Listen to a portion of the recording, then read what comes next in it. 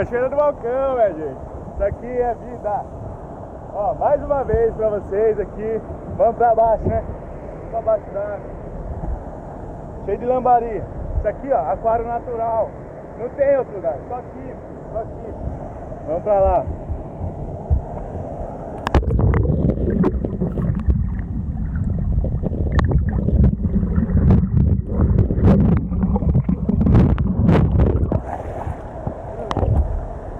Que susto!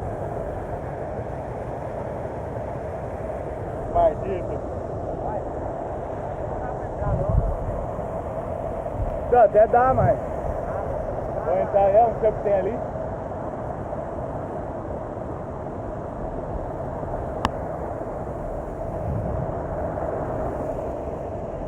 Desculpa aí vocês que nunca viu isso, que nunca vai ver. Liso pra inferno, cara. Vou cair.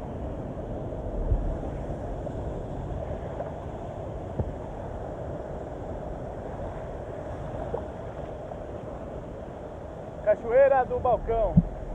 Tem outra queda ali embaixo. Show de bola também. Só que agora eu tô com preguiça de ir lá. Mas é isso aqui, ó. Essa água limpa.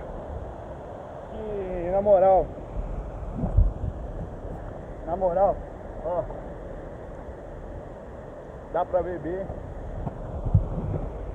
Água transparente, esse lugar lindo. Sem comentário, mano. Ali em cima dá pra pular de ponta. Aqui é um lugar tipo onde fica, ó, os peixes não conseguem subir na cachoeira. Aí fica formando tipo um aquário natural. Ali em cima já é mais um riozão, largão, onde você vai pular de ponta, tal, nadar, essas coisas aqui, mas aqui é lindo, é lindo. Sem comentário, tá?